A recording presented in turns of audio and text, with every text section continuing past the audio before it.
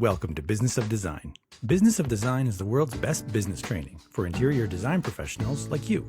If you're ready to implement an exact business model for running a streamlined, profitable business, field tested by thousands of design professionals around the world, head to businessofdesign.com and get started today. It's time to dramatically improve your business and transform your life. Business of Design. There's only one.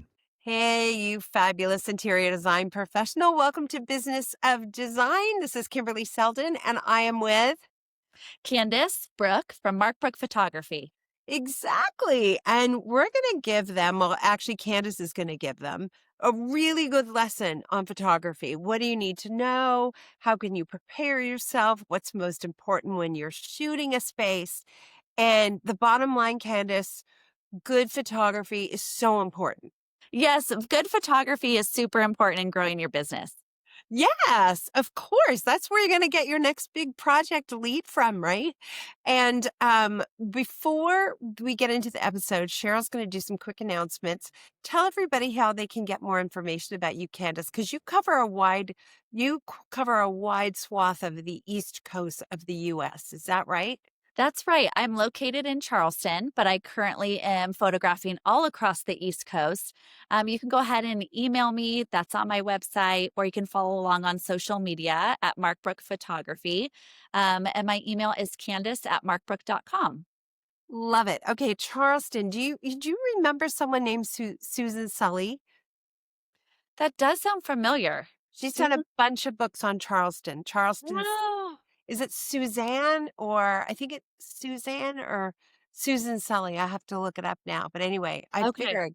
Anyway, good. Thank you for doing the intro with me. I told Candice I wasn't feeling great today. I have COVID, so I need some backup support here. It's like we make a really good duo, Candice. Yeah, perfect. Yes, I agree. All right, stick around. Cheryl's got quick announcements and on to the show. Thanks, Kimberly. At Business of Design, our goal is simple: to change the industry one designer at a time. That's why our business model is designed to make the BOD systems available to every designer, no matter where you are in your journey. Maybe you're brand new and chasing your first client, or maybe you've been doing this for 10 years, but you're still struggling to turn a profit. To make our systems available, BOD membership is a small upfront investment that gives you immediate access to everything you need to transform your business. You don't have to overhaul it all at once. Start slow, make incremental changes, and watch your investment pay for itself month after month. And you won't be doing this alone. You'll have our full support with monthly coaching calls plus spot coaching in between, because sometimes you just need answers right when you need them. So if you're ready to build a business that supports your creativity and your life, start now. Put the systems in place today and set yourself up for a thriving 2026. And if you're not yet convinced, don't take our word for it. Head to businessofdesign.com and click on testimonials in the main navigation. You'll hear directly from hundreds of design professionals around the world who are succeeding with the BOD systems. Join us inside Business of Design membership. We'll see you there.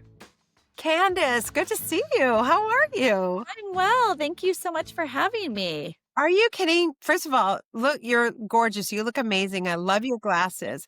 But you're also positioned in this way, this artful way. I can tell you're a photographer. Like you set yourself up so there's a glimpse down a beautiful long, maybe kitchen, dining room, living room. I can't tell. Yes. Into distance. Gorgeous. Thank you. Thank you so much. Yes, I'm sitting at my kitchen bar and I have my big table and fireplace and all the things. So it's so good. Great. Yeah. So I'll just, quickly cut to the chase and say, in this day of AI, do we still need photography for our interior design businesses? Absolutely. Yes. Yes. 100% you need. 100%. And Candice, that's what you do. You're a photographer and your focus is interiors? Yeah. Well, yes, it is focused on interiors now, but I have a long history of doing lots of different photography, from events like weddings to interior design to product photography to headshots.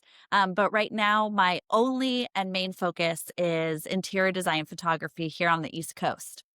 Amazing. Okay, so tell us all the things that we need to know. I know that trends change. Like years and years ago, I was a decorating editor of Style at Home magazine. And every time there was a photo shoot in a bedroom or private space, there were a little pair of Manolo Blahniks at the side leaning, they're ever so adorable.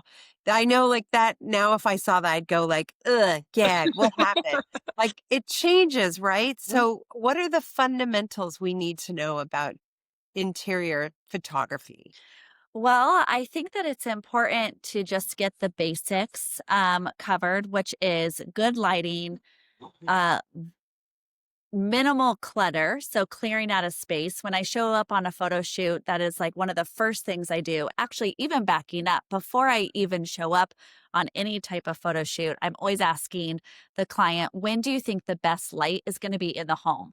Because Mhm. sometimes the best light can be in the evening, the way the windows hit. Sometimes it can be first thing in the morning, or sometimes it's going to be in the afternoon. So making sure that you're scheduling your photo shoots around whatever the space, whatever the good light is for the space. The second thing would be just making sure that it's decluttered. Going in into projects that you've done and just pulling everything out of frame, which I know seems obvious, but sometimes people don't feel comfortable enough, maybe taking the client's, I don't know, tea kettle and just moving it to the side. But it's important for you to get the things like that out of the shot that don't make sense. And then just making sure um, that you have a vision in mind as well. So before you're jumping into a photo shoot, you're going to want to make sure that you have a clear game plan on what you want to photograph. And then I hope we get into this at some point during the podcast, but what you're actually going to use the photos for in the future, because Right, depending on what the photos are going to be used for is also going to determine what you need to shoot and how you need to shoot it. Do we need right. a wide image for a website? Do we need detail shots for a magazine? What do we need? Do we need seasonal content? So really knowing the game plan ahead of time is going to be what you need for good photography and the fundamentals for showing up on a shoot. You know what can really make or break a home renovation? Windows and doors. If you're an interior designer, you know how stressful it can be managing contractors, chasing timelines, and hoping it all comes together. Well, that's where Renewal by Anderson's interior designer loyalty program comes in. It's built to take the headache out of window and door replacement so you can focus on what you do best, creating stunning spaces your clients will love. But here's what really makes the difference. You'll have your very own dedicated Renewal by Anderson contact. Think of them as your window and door expert. They'll keep your project moving and make sure it's completed on time. Even better, you'll be rewarded for your loyalty and get exclusive discounts on each project. Want to make your next project easier? Of course you do. Apply today at renewalbyandersondesigners.com. Subject to program terms and conditions. Okay, well that gives me like 42 different alleyways to go Yes. down, and Yes. I don't even know where to start except to say this. You're so right. If your target is a print magazine, like let's say for example, you are dying to be an Architectural Digest. I haven't even looked at AD in forever, but I'm assuming 95% of their projects are not evening lighting. Right. So you need to know that and tell your photographer Mm-hmm. that Mm-hmm. before they even decide what time to come and shoot, right? Right. Yep. Yep. Okay, so that's a big thing. And I know you're going to hate a client like me because I'm like, well, we're definitely going to use some for the website. We need some horizontals. We need some landscape. And then we definitely want to try to pitch to this magazine. Oh, and we should also try to pitch to this magazine. And Okay. Yeah. right? So let me tell you how I handle clients like that. Nightmare. Tell us how you handle your nightmare client. Thank Yeah. you. No, it's not a nightmare client. It's a brilliant thinker, a marketing mindset type of client, and someone that hopefully the photographer is already thinking the same way. But I had 3 actual phone calls today about upcoming shoots. I stacked them all back to back. And so I was able to talk to 3 different projects that are coming up. All of them are for a project that we're working on locally here in Charleston. We're making a coffee table book. And so the conversations revolved around, okay, these are the photos that we know that we need to take to put into the actual book. We're going to need a hero shot, which is like your one beautiful cover image. We're going to need a headshot. We're going to need detail shots. So I kind of like went through what we need. But then I said, there is no reason for you to bring, a second outfit, except let's go ahead and bring a second outfit for you, because on top of the images that I'm going to take for this coffee table book that we're working on as collectively, I want to make sure that you get images that you can use on your social media. So bring a change of clothes. We'll have Yeah. time to do that. After we get everything that we need for the coffee table book, we're going to go ahead and start thinking, okay, let's make sure we get content for Reels. Reels has nothing to do with the project I'm showing up to photograph in the next week or two, but Right. we want to make sure that we make the most of every single opportunity once we're there. So hopefully when you're communicating with a photographer, you're able to have the vision of, and how I would answer you, Kimberly, is I would say, well, what is the main reason why you're hiring a photographer to show up? Okay, Right. you have a print magazine shoot that you're doing, or you have something you want to submit to, a blog or something like that. But then on top of that, you're going to want to make sure that the photographer is capturing other things to have the mileage go further. Right. Yeah. So it's interesting, years ago, and I'm going to ask Cheryl if she can dig this out. I went through a phase, having come from the magazine and participate in a lot of styling for photo shoots. I went through this phase where I thought, well, I don't really need to hire a stylist anymore, because I got this, you Yeah. know. And then I noticed our photos were not looking so great. Like, we had a really good photographer, but they just weren't looking as well. And I decided to reach out and hire someone who actually was a professional stylist. And the photos looked, I can't even tell you how much better. So the extra time you take to think about where it's going and how to prepare for it, and um, the more information you can give your client about what the day looks like. And, normally we say the client just be out of the house. We don't want you in the Right. house unless we're going to get a picture with them, which is Right. we always try to do, which is lovely. But the more preparation, the better, right? So to talk to your photographer early in the game before you're thinking of dates, I think Right. is a good idea. Right. Yep. I 100% Mm. agree. Having a vision. Another thing that I'll just add is a shoot list. And this Mhm. applies to all type of photography. And I have carried that kind of into interior design photography. And I'm sure it's very common with other photographers as well. But just making sure that everyone agrees with the shot list ahead of time. A lot of times these projects that are beautifully designed by interior designers are often turned into sometimes investment properties. So then you're thinking, okay, well, what's the photos that you need for the Airbnb listing? What Right. are the photos that you need, for whatever, all the uses of the home? So yeah, Yeah. making sure you also have a shot list will also help. But Well, I it's love, Mhm. Oh, go ahead. No, I was going to say it's so interesting because often the photographers will have ideas that I didn't think of in terms of the shot list. So I'll say, I was thinking this, they'll, that's great. But if we did it from here, la, la, la. And I always find if I just kind of let them have their, work their magic, Yeah. it's going to come out so much better. So even, I guess I would say most of the time I turn the reins over to my photographer and say, what do you think? I mean, there might be certain shots I have to have, but, is that a good you still need a shot list even if your photographer is gonna make totally different suggestions. It's somewhere to start. I think so. I think, Yeah. yeah, a shot list is helpful. It can be minimal, but just making sure that you know that, again, you have a game plan and you're going to execute the game plan is always ideal. Yeah. And I failed to continue on with my story about the stylist. The other thing I Yeah. started doing is thinking I'm going to do some photography myself of some of our shots, because you're on social. So how hard can it be? Well, it turns out my photos look like a 4 out of, 50, or a 4 out of 100.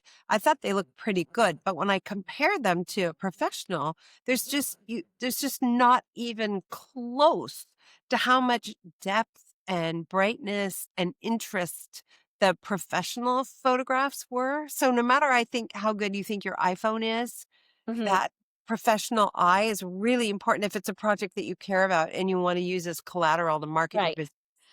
My husband and I, we were just, we were prepping for this call and just talking through, I mean, at this point, the 2 decades of experience that we have with photography. And what I don't want is to discourage people from feeling like they have to have, they have to be at a certain point in their business to make sure they have a certain amount of income to be able to hire a photographer. And so Right. we were thinking, okay, well, what about the new interior designers that don't have the budget to hire a professional? I don't want to discourage them, at all from their projects or making them feel like they can't be successful without hiring a professional. So we were saying, in the early days of us starting our own photography business, we would do a ton of trading work Mm. where we would, find somebody that was good at XYZ, and then we brought photography to the table and we would swap services. So even if you don't have the Mm. budget to necessarily jump in and hire, a well-known professional photographer to take your photos, we just want to encourage the audience that a friend that can take great photos and you Sure. can offer them something and do a trade. And you can also take great photos with your iPhone. Of course, they are never going to live up to a professional camera. That's why people purchase professional cameras. It's I don't even think it's the camera. I think it's the lighting. Mhm. I think that try as I might, I don't know how to get the lighting right. And the other thing, I think a photographer, in my experience, I'm too familiar with the room sometime. I've seen them too many times and I think everything should be where it is. But the photographers say, if you got rid of that and that, it's going to look so much better. And right? And I'm kinda like, "Well, wait a minute. No, I like those." Okay, we like those in real life, Right, but for the photograph, right, right? right, Or if we added a big bowl of artichokes on the right. kitchen island, well, they would never have a bowl of artichokes. Who cares? It's gonna look so much better, right? I know what you're saying, but I also wanna give a shout out to pros who really focus on interiors because I have had photographers shoot things who were not focused on interiors, and you can tell it's a very specialized Mm. skill set, I think. Mhm. And I think using that pro is, I know it's a lot of money, but if you need it for marketing, I think this is where you put your marketing dollars, even more than a social media team. It's definitely a specialized thing, and lighting does play a huge role in that. And actually, on the flip, I have had that feeling myself in other areas where I have thought, oh, if I can take interior design photos, I'm sure that I can do real estate photography. And then just realizing those two are completely different I type know. styles of photography. In interior design photography, you're doing natural lighting, you're doing a completely different style compared to real estate photography, which is no shadows, all lights on, super bright, wide angles, which those would never work for interiors. So you're right. There Gosh, are definitely niches in okay. photography. Why I think real estate photography is horrible.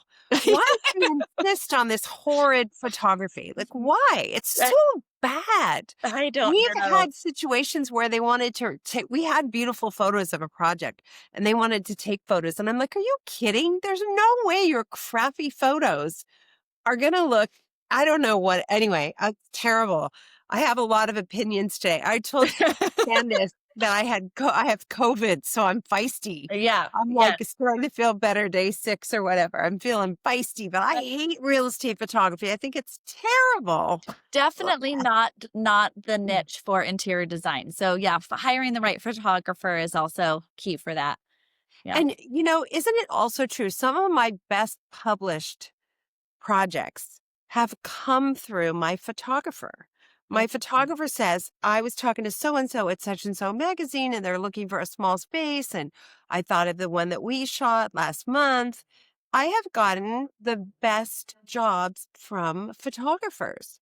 So, I know it's really nice for us to think that if you're a new designer and you're really, you don't have the money, gosh, don't worry about it. But if you can begin to charge for your services and just put away a little bit of money. I mean, as a percentage, it's a tiny amount of money to Mhm. spend on these collaterals that are going to get you your next job and your next job and Right. your next job. Right. I Mm. did want to touch actually on that. You mentioned, that some of your referrals and best jobs and maybe publications have come from the photographers. That is actually something that gets, I think, overlooked until you've been in the industry a long time. That photographers do have kind of this hidden window into getting you featured because we've already maybe submitted content to a magazine or a blog or another project. We have these connections. And when we were early on in our business, and I mean early on meaning like the first decade, when I was in my 20s, we would actually message and communicate with editors at magazines in the summer or even early spring and say, hey, we want to make sure that we're in your magazine for the holidays. What are you going to be looking for? Because we will go out and find it and we'll photograph it and we'll submit it.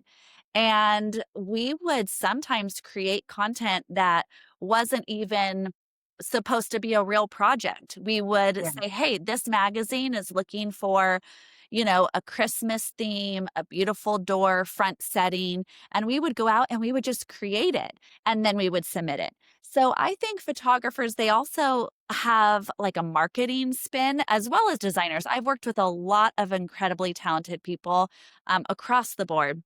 And I do think the marketing piece definitely plays into finding the right photographer too. Have they been featured before? Who do they know? What ideas do they have? Can they loop you in and network you with projects? Can they introduce you to, other professionals in the industry that are later going to allow you to cross promote? Mhm. I'm thinking about past projects that we did where we would go ahead and talk to the magazine. We would say, what do you need? We would set that whole shoot up. We'd say, okay, we need a dress for the person that is going to model for us. We need the house. We need the paint color. We need all the things. And then later on the back end, we were able to credit everybody. And then everybody is circulating this content. And we've just created this huge marketing piece, all because the photographer, which, was what we did was proactive about it. So I think that's also something huge to think about hiring a professional. It's funny, every time somebody asks me about marketing and well, what's the best marketing? I'm like, get a plugged in photographer to shoot your place and Mhm. they will figure it out. You just said you're working on the coffee table book. I've had people approach me and say, we've got a coffee table book. Do you want to be in it? Like, Yeah. sure. Okay. Yeah. It's so easy.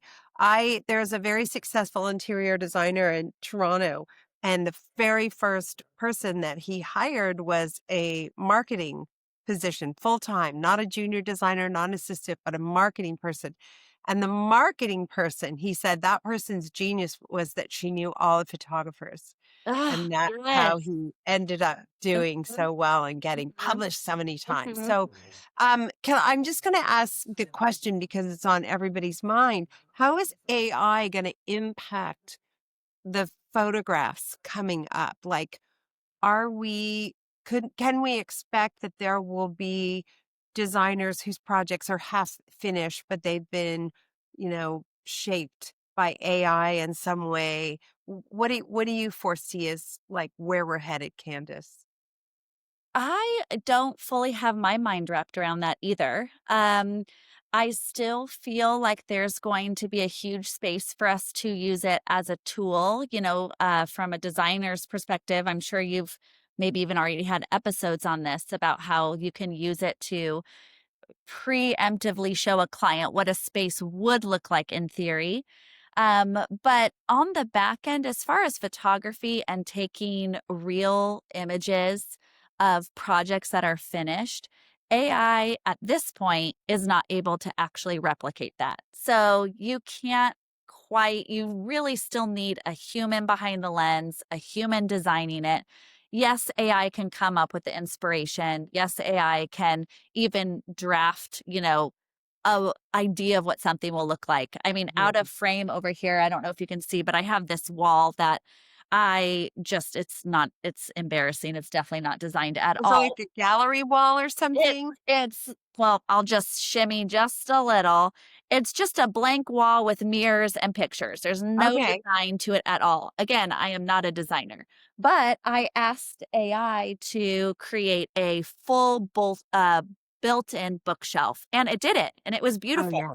But Yeah. it wasn't exactly what I wanted. My husband's going to make it different, and it will not be a final image that I could ever submit to a publication because it didn't even crop in my windows correctly. So there's definitely, it was a tool to show my husband visually what we could create over here. Yeah.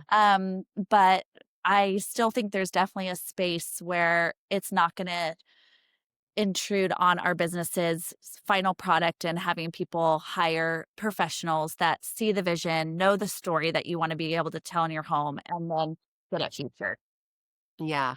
Okay. That's good to know. And I guess the reality is if you're going to fudge your image in some way, your next client's going to be disappointed with your work because Right.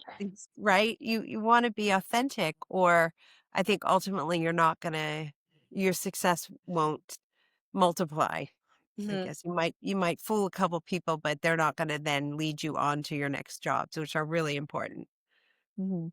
I wish Yeah. I knew more on that topic. Honestly, I know Oh, that's everyone's concern right now. Um, you will. yeah. Let's put it that way. We all will know Yes. more. More will Yes. be revealed. I've read some really dystopian, creepy Mm. articles. I've taken a couple little classes. Um, it's it's fascinating, and we are in the wild, wild west. Yes. Early Definitely. days of Napster here. Yeah. So, okay. So, and is there such a thing as too many photos on your website? Talk to us about quantity of images as we're working with clients. So I think right now that we're in a season where it's not about your website necessarily. That is definitely a huge component to running a business, and you need a website and a good website. But I think it more is about social media right now because Mhm. that's where things get shared, saved, and that's really where the free marketing can potentially happen. Right. Um, so I would put a lot of effort into making sure, of course, that you have a website, that it looks presentable, that it has something that you can point clients to show, portfolio work. But from the day to day, I think once you have your website set up, it's really the focus and the marketing effort and the photos and the content you should be trying to get on a photo shoot really should be thinking more about like, okay, there's millions of people that have their iPhone in their hand right now, death scrolling at night, Yeah. looking for that perfect kitchen. And so you want to be right there. People are not Googling people's websites at 2 a.m. or whatever, death scrolling. Yeah. They're doing it on social media. So I would put more mental focus into that side.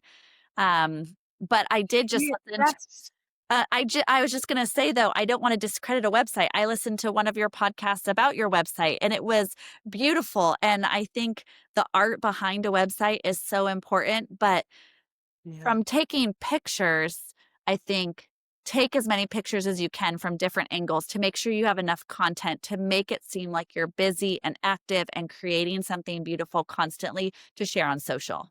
Yeah.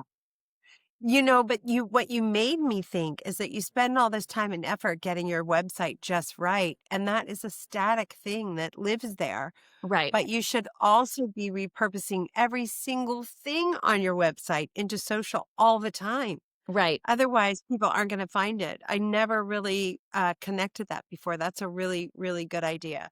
So listen up, everybody. No matter where you are in the business, you want to be putting money aside to hire the best photographer you can hire. Make sure you're choosing someone who's plugged into editors in your sweet spot. You can figure out who's getting work at various publications and blogs and all the other stuff there is out there. But it's worth the investment, I think, is the bottom line. And trust a professional. I'm sure you've been in situations where you've said, I really think this is your hero shot. And they're like, no, no, no, I insist it has to be this. And you're like, okay, I don't think so. I allow that just to happen because at the end of the day, I'm there just to tell the story that the interior designer worked months and sometimes even a year on a project. So Yeah. if that ever comes to a head where I show up and there is clearly a different spot of the house that they want to highlight than maybe what I feel like needs to be highlighted, I let them, they are the trump card.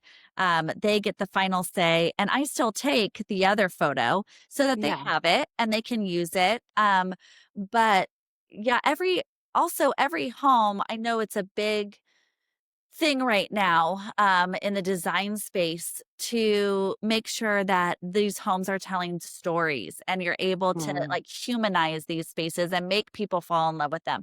So really having multiple hero shots is great because you can tell multiple stories and have again more content, which I see we have a common theme. I was not prepared for that to be the theme of this podcast, but it sounds like my message is take a lot of content and know what, the content is for. Candice, we love to end every episode with something we call design intervention, which is just great advice you want to leave the audience with. Audience of interior design professionals who are thinking about good photography now. What's a great piece of advice you want to leave them with? I would say over photograph a project and make sure you're not caught up in getting the perfect image, which I know goes against probably what everyone would think is that in order for you to have a successful project, you have to get the perfect image, you have to get, your shot list done. But really, I think the key to success is just you showing up, you doing the best that you can, trying to get the best photos that you can get, and not getting stuck, in the weeds or being fearful to move forward. So Yeah. overshoot a project and don't be scared to shoot a project, even if it's not perfect. They're never perfect. I mean, if you're working with artists, right? At the end of every project, I love the project. And 3 years later, I'm like, why did I do that? Right. Like every Right. painter wants to I love throw away that all the message. canvases. Yes, it's never going to be perfect. So just photograph it and get it out in the world, and somebody will be so inspired by it and want to email you and have you work on their next project. I So, love that. Thank you for that. I appreciate yeah. that. Candice, it was really good to see you. Yeah, thank you so much for having me. I really appreciate it. It's so fun.